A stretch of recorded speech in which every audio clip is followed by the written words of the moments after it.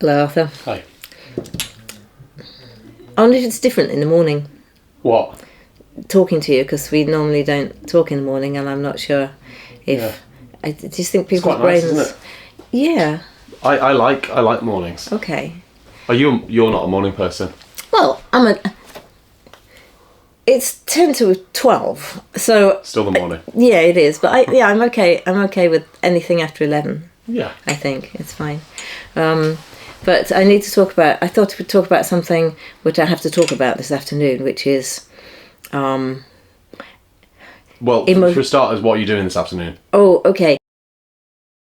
So for the Fragrance Foundation, because it is National Fragrance Week now. Is it? We're in it. Oh, happy Fragrance Week. Well, you too. Yeah. I mean, I live in happy fragrance life, Yeah. really, so I don't so much notice.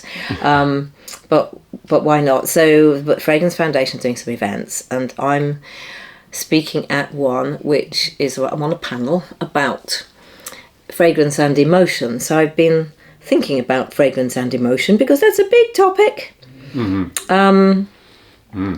And I will be asked questions, so I will answer them, but I had to kind of get my head around what I think, what are our connections, and even what is an emotion. Yeah. It's very interesting. Yes. How so we should just call this one like, so how does that make you feel? Yeah. Yeah. But what we can't say on perfume bottles is this will make you feel that.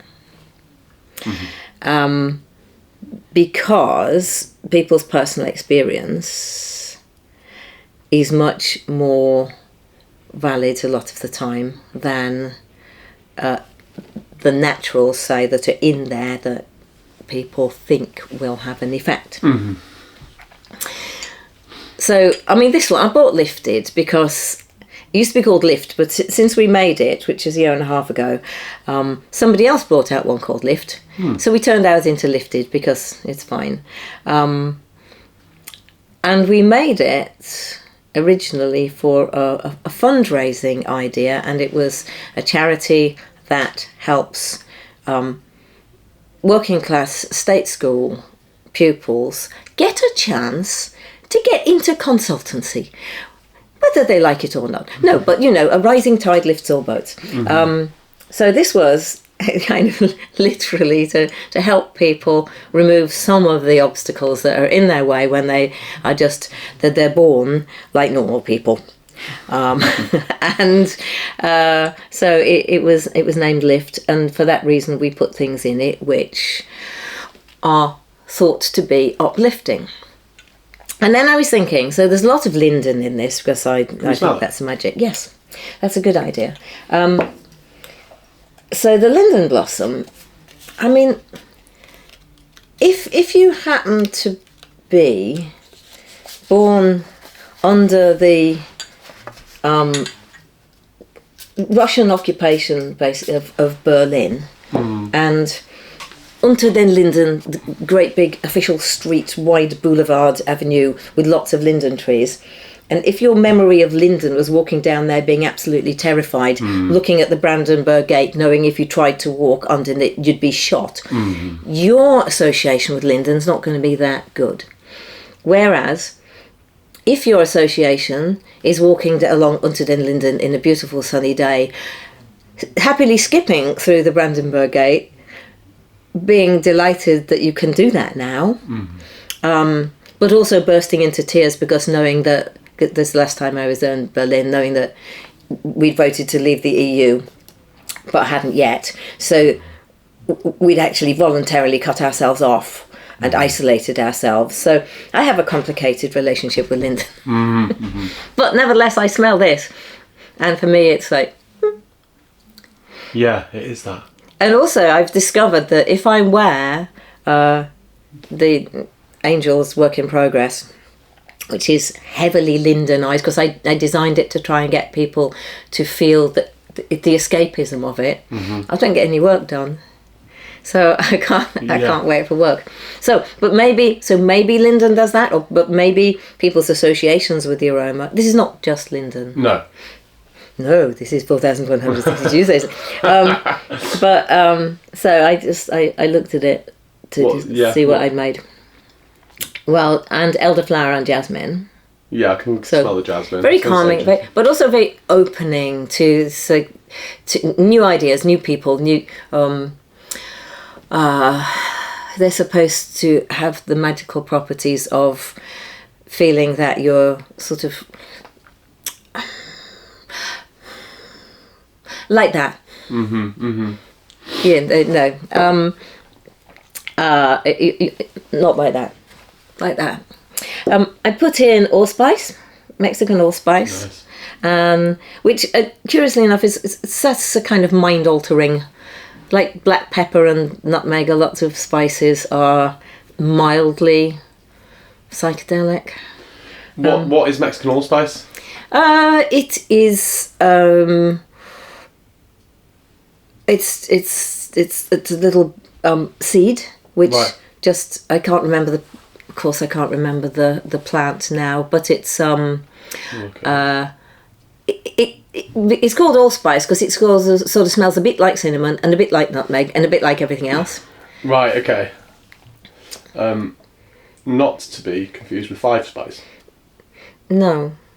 Well, there's a song about that, Alex. Jamaica pepper. Jamaica pepper. There you go. Well, also there's the myrtle pepper, pimento. Okay. Okay. Okay. That's what it is. And now I'm starting to smell the vanillin as well. Yes. But you're making me think because we have a constant emotional landscape that is constantly changing and evolving depending on what we're seeing, smelling and hearing. Mm-hmm. And so my question would be, is it possible to smell anything and not have an emotional response to it? I would say not. And if you would smell something and go, oh, that does nothing for me, it's still doing an emotion. You still will have an emotional response to it. It just might be subtle. And this is something that I've also been thinking about, which is how open are we to the emotional responses that fragrance gives? Because I think there are some people who are, if I say not attuned to it, and so perfume for them is something that you buy to put on when you go out and you don't really think about it. And it'll do. You go through an airport and you think, oh, that one will do. Yeah.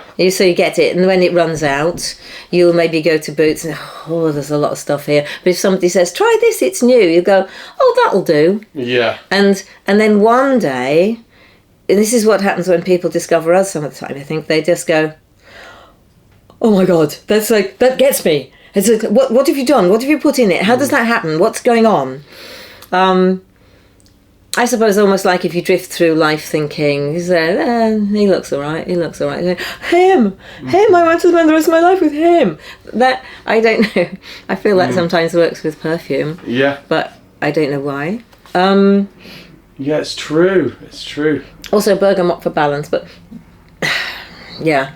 So I was about to say that we can't write on the label, this will make you feel that. Yeah. This will help you feel calm. This, that, because a lot of it comes down to your personal experience with that particular fragrance. Yeah. And how you were feeling at the time, or where you were, what you were doing, at the point at which you intersect with that aroma. Yeah, and also in the same way that when people say that they hate perfume, or it gives them a headache, or these things, it's been a situation. Yes, yeah. It's been a circumstance. I worked with one of Steph's dancers once. We were putting together a bittersweet event, and when we got the fragrances out, this woman ran from the room and says, "I can't be in the room. I can't be in the room." And so we had a chat, because it's never good to see that happen. And we talked, and she's from Spain, and her mother had basically told her that people, women who wear perfume are tarts. Yeah. So we don't want to be around her. She's wearing perfume, and so from a very young age, she sort of developed this aversion to perfume. She had no idea why, and when we talked it through, it turned out it was entirely emotional thing. Yeah. Nothing to do with the scent at all. No, it was to do with judgment on the kind of people who wore perfume. Now, I don't know what had happened in her mother's past. Mm-hmm. Maybe her grandfather had run off with somebody who wore perfume. I do not know. But their family just had we can't wear perfume. So when I said, well, tell you what, just smell these individual things, these materials we're going to use in a room, see what you think, because there's nothing in here which can actually harm you. So that was it. She was fine. Mm-hmm. Yeah, of course. And that was, but then there's another situation with Steph where somebody had spent her youth sniffing glue. And so when she was asked to be in a situation in which we were all to inhale strongly, that reminded her of her addictive past. Yes, that could be quite triggering. Yeah. So that thing, but it wasn't anything to do with the fragrance. If we'd given her a blank piece of paper and told her to do that, she would have been the same. But anyway, what she did instead was go outside and smell plants, which actually shouldn't have made any difference. But she was in a situation in which she thought she couldn't be in a place where she was asked to smell. But also, the things are diluted in alcohol, aren't they? Mm-hmm. So there's an element of solvency. No, not that's the wrong word. Of solvent. Yes, so there is an element of solvent. There's an element of it reminding you of a solvent. But if it's been, for this, for example, has been sitting here for a year and a half. Yeah. So it is so dissolved in the ethanol that when you spray it, there's no ethanol. No, you don't smell it at all. It's completely bonded with the other molecules. So you might get that when something's very fresh and new out the bottle. But what emotions and perfume? I think some people have developed the connection. Some people haven't. You can't make a perfume make somebody feel something, which is one of the reasons we are not permitted, although people do it, they break the law, they don't care. They call it marketing. It's not marketing, it's lying. But you can't put on the bottle legally, this is calming. Nor can you say, you can say, we made this with the intention of helping you to feel uplifted.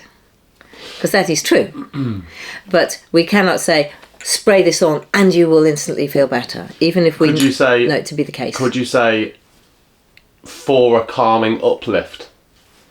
Because you could argue that the event would be a calming uplift, and so that's when you... Against a calming uplift, that's going to be my banner. Yeah. I don't think so, no, not really. Mm-hmm. You can say something that's been tested and proven. Right. But, if you're going to make any kind of medical claims, this will do this to your brain, you have to have done 10 years clinical testing. You could say up to 100% of people feel uplifted by this fragrance. Yeah, and it could be 0. Yeah. Yeah, stats. It was like the walk past TKMaxx the other day. Saw an advert in the window. Always up to 60% off. I have noticed that in the past, and it always makes me laugh. Yeah. I mean, surely they go higher than 60%. Sometimes. I'm sure I bought something in TKMaxx that ended up being reduced from £360 and I bought it for 20. Yeah. So nobody else would want it. So but it's always up to 60% off. But it's often up to more than that. Yeah. So yeah. I having seen that, and I was like laughing about it. I then went into Liverpool. I was in Liverpool. I went into Liverpool Library, and I had to go and do some writing. And I found my way around, and just went and picked a random seat in the corner to go and sit and write. And I'd been laughing about TKMaxx's window displays. I sat down, opened my laptop, looked to my side, and the books that I had sat next to were the advertising window display books. I couldn't believe it, because I'd taken a photo of the window in TKMaxx. It was like I was thinking about the slippery quality of advertising, and then by chance sat next to the advertising books. It haunted you, but they were like window displays, words for window. Yes, somebody was young would have had a field day with that synchronicity. I did the occasional window display. I told you about the Lush one. No. Well, they made a fragrance. No, they made a bath bomb. They made a thing, soap maybe, in conjunction with the fabulous Mr. Fox. Is that what it's called? The Fantastic Mr. Fox was coming out, so they made Fantastic Mrs. Fox, and the money raised from it went to hunt sabs. Yeah. Because fox hunting had been banned, but it was still going on under the guise of it being a completely different kind of hunting. But they just accidentally found a fox. Oh dear, it got ripped to shreds. So what happened? We put in the window.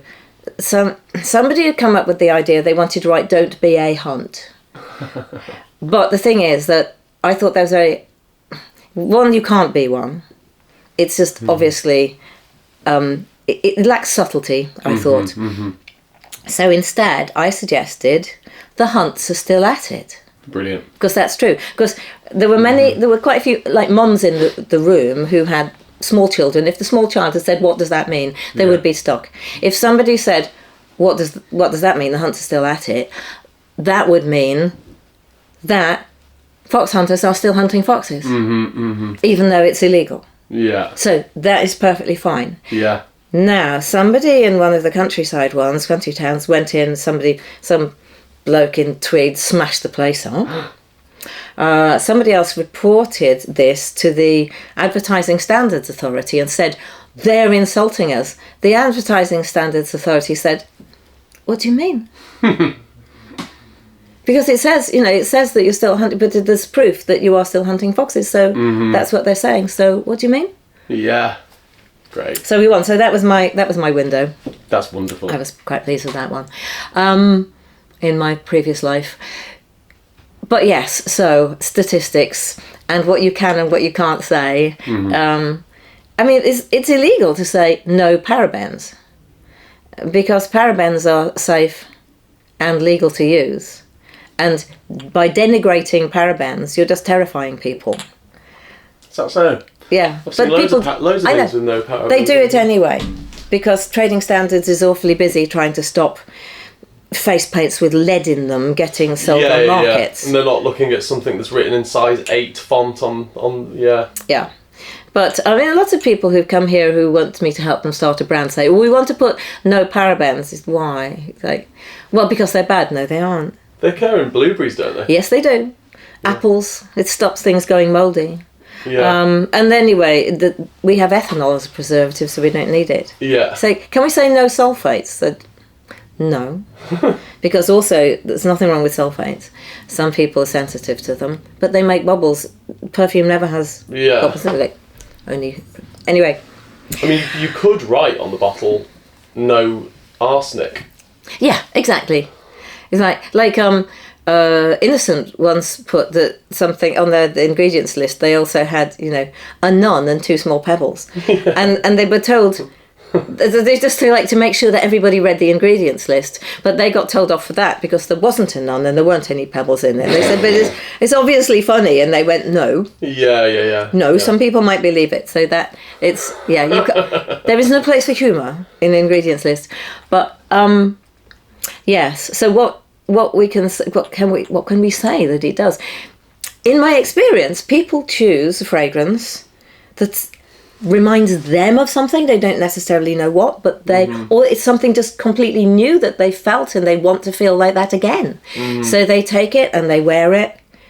And talking about the other things that you experience while you're out and about and your emotional responses to everything that surrounds you, as you were, if you have your perfume armour on,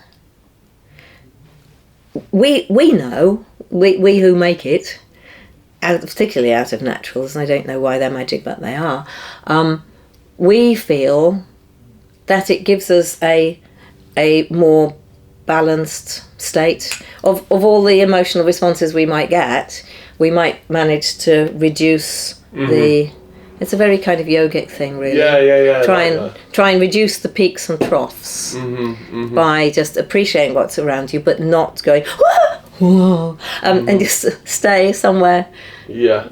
Flatten the sine curve, one of my yoga teachers called it once. Yeah. Lowering the sine curve. I find that perfumes put me into a location quite quickly. I remember when I still lived down the road here, I used to wear Another Kiss by the Fireside daily, and I would spray it, and it was at a time when, for some reason, I just really liked the idea. Well, I still do like the idea of living in a wooden cabin in the woods. Yeah. But like a Wes Anderson wooden cabin. Yes, of course. Yes. And that made me feel like that. And I had my desk where I was doing my writing, and I filled it with plants. I was just surrounded by plants, and I had Another Kiss by the Fireside on the desk, and I would just spray it, and it would put me. I was no longer in Fulham. Thank God I was in a Wes Anderson cabin somewhere. And likewise with I'm wearing Flawed Fern today, and it's interesting because obviously I wore that in Greece when I was in Athens for that time. Yeah. So I spray it now, and I'm somewhere warm and sunny. So I wear it on warm and sunny days to keep that. But if I need to feel warm and sunny, I smell Flawed Fern. So it is association. You didn't wear it on the other location when it was freezing cold in Latvia? Yeah.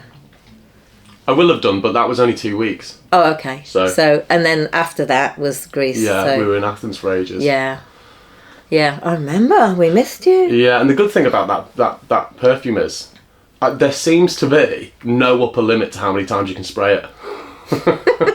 I can get away with 8 or 9 sprays of it, and it's fine. It's just. People keep asking me when we're going to release it, so I think we might have to. No, you do have to. I mean, you can't wait around. Can't wait for film. No. Okay, so it will be out. I think it does have to be. It's so good. Yeah, but and then I'll mention the Andy Warhol thing again, which was that he used to wear a fragrance for 3 months, and then archive it, put whatever was left in his cupboard. So if he wanted to remember what he was doing at that, feel the way he was feeling at that particular, 3 months worth of life. Yeah, wow. And of course, one feels lots of different things. But that particular occasion, he'd get that perfume out and spray it. So, yes. Cool. Yes. Yeah. But can we actually claim? You know the thing about functional fragrances? Do you? No. Okay. So there's the new thing is for people to say the function of this fragrance is it this will make you cheerful, this will make you calm, this will make you grounded, Now, to an extent, those of us who work with the raw materials all the time we know that let's say if you've opened that particular door to that space in your brain, that will happen. Jasmine, I think for me, this is the only known aphrodisiac. It's just like that's it. Yes, I keep it locked up. But the linden, vetiver, patchouli. So those things. But then that's my toolkit. Raspberry. Woo. I had a point. So functional fragrance it's 2 separate things in the industry and in the press. Some brands are now saying we make functional fragrances, and they say so this is the cheery one, so you need to buy all of them, of course, because this is the cheery one, this is the grounding one, this is the sleepy one, this is whatever, this one is the love one. Yeah. But grumpy, bashful. Yeah. Sneezy. This is the sneezy one. Yeah, I think sleepy. Dopey. Yeah, that would be my favourite. We should do a Pew Pew Barney McGrew Cuthbert Dibble Grub fragrance, but I don't know what that is. Oh, okay. That reference has gone over my head. Trumpton. Oh God, you got to childhood television that I was slightly too old for, but watched it anyway. Yeah. You were way too young for. Oh, Yeah. they're fantastic. Camberwick Green and Trumpton. Right. You have box sets, Arthur. Okay, I will. Right. But they were the firemen. Pew Right, okay. Pew, Barney Grew, Cuthbert Dibble and Grub. Right, okay. I mean, I am currently working my way through Bluey. If you watch Bluey, I know I have to. it's actually the best thing on television. I had heard. We're back. Functional fragrance. So people are making claims that fragrances do things. Right. Well, they might, unless you've had a personal experience that means it does something different. But if we were to go to, say, Firmenich or Givaudan or IFF or Man or Robertet or the big guys and say, I'd like a range of functional fragrances, they would say, what are you putting them in? Yeah. Because in the business, a functional fragrance is a thing that smells that you put in something else that has a function. So, and there's this misunderstanding. Somebody's heard the phrase functional fragrance and thought, oh, that must be a fragrance that does something. Yeah. But say you walk along the Waitrose washing aisle, yes. I was thinking of product aisle, and you get all the lovely fragrances that they have for fabric conditioners and for washing powders and washing up liquid, and then the shampoos and all of those things that have a scent. Yeah. Toothpaste. Those all have functional fragrances. Yes. That's what a functional fragrance is in the industry. Yeah. But it's been misunderstood and borrowed to mean a fragrance which in itself does a thing. Has a function. Yes. Yeah. So leading to interesting conversations that I have with people who approach me and say, I want a functional fragrance. So I first of all have to, without because usually people who approach me have misunderstood or taken the new use of the term, and they want a fragrance that will universally make everyone fall in love with them. Yeah. It's interesting, isn't it? Because actually there are no... I think in nature there are no absolutes. Like those absolutes. No, exactly. No, there aren't. Everything is just relative. Yeah. And so everything has to be taken within the context of... With all the context and the relativity around it. So if one thing does one thing for one person, that does not mean that it's going to do the same thing for another person. If you're going to... it's all relative. It's all relative. And we all grew up in the same society, or rather, all us in this society, we will tend towards... Thinking that pine reminds people of bleach, whereas in other societies it doesn't. Yeah. But talking of advertising slogans, as we sort of were, I saw a van that said on it, that says Wiskas, 8 out of 10 cats prefer Wiskas. Now, that used to be 1970s. That was their slogan. You're 8 out of 10 referring, of course, cats. to Wiskas cat food. Wiskas cat food, yes, as opposed to the actual Wiskas, because they don't want Wiskas, I think. The cats are attracted to cats with other Wiskas. No, 8 out of 10 cats prefer it. That's what they used to say. And then the advertising standards people came in and said, you can't prove that. How do you get the cat to fill in the form to say like that? So then they had to change it to something like 8 out of 10 cats whose owners expressed a preference, and it then got diluted and diluted and diluted. Suddenly it's back.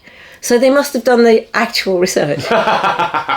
They must have got a big enough group of cats so that they got all the different cats. So they've actually done it. So they spent all the time. So they've got the evidence, because it's the same. Same company. They used to say a Mars a day helps you work, rest, and play. Yeah.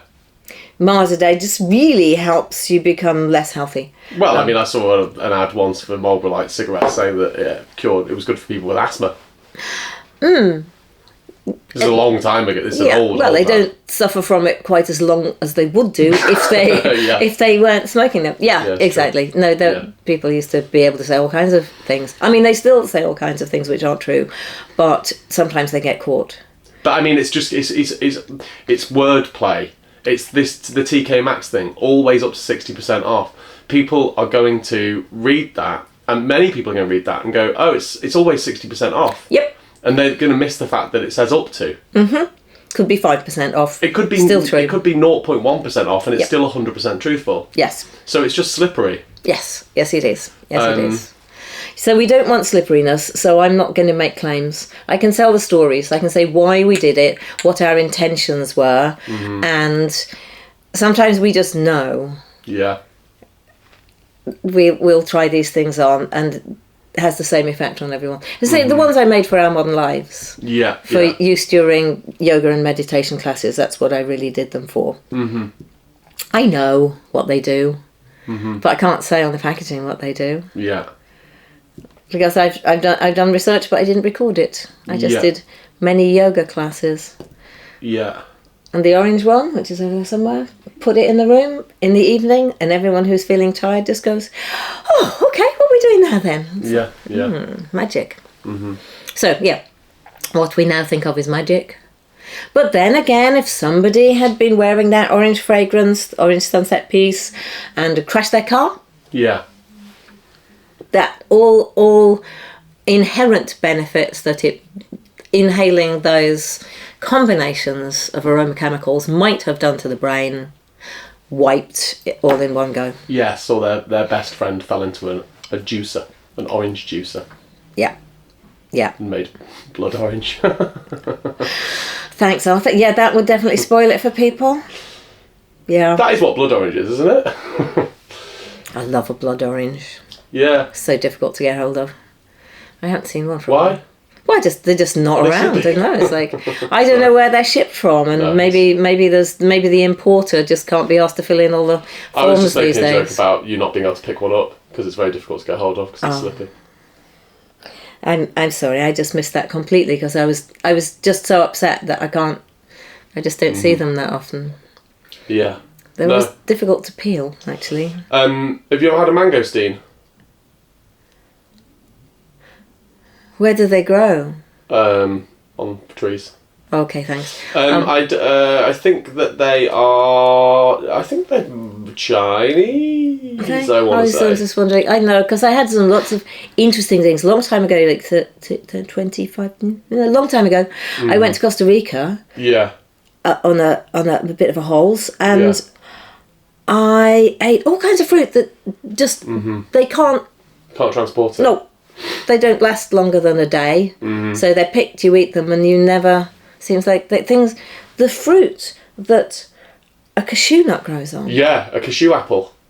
That. Yeah, remarkable. I would have probably called it a cashew plum. Well, they look like cashew hats. They look like little hats, don't they? My housemate and I, we're trying to try every fruit on the Wikipedia list of edible fruits. Right, okay. And you got as far as M? We're not doing it alphabetically. Okay, all right. We're doing it as to what we can find. Okay. But we've got... we're rating them. Yeah. We're making notes. Right. And I have never had a fruit as good as a mangosteen. It's like the best fruit I've ever had. Even better than those ones that I brought that time where we nearly killed Owen because they were so sour. Those little furry... Yes, better than those sour things that nearly killed Owen. I say killed only with shock, not deliberately. Yeah. I'm going to bring you a mangosteen next time. Okay, thank you. Right, and also next week it's Scent School, which is why it's looking so ready. Yeah. Tidy. How exciting. Yes, we can't have book 2 and book 3, but we've got book 1, skills. Book 1 and book 4. Yeah, lots of skills. How exciting. And then book 4 is all the exercises. And you might be here, but on the other hand, you might have got a job that you can't turn down, so... Well, we'll see. Yes. I hope I am here. It's not a curse, it's a spell. That every time we do a Scent School, you get a really great job. Yeah. Well, we're happy for you. Great. Thanks. See you next week. Thanks, Arthur. Thank you. Good luck this afternoon. Thank you.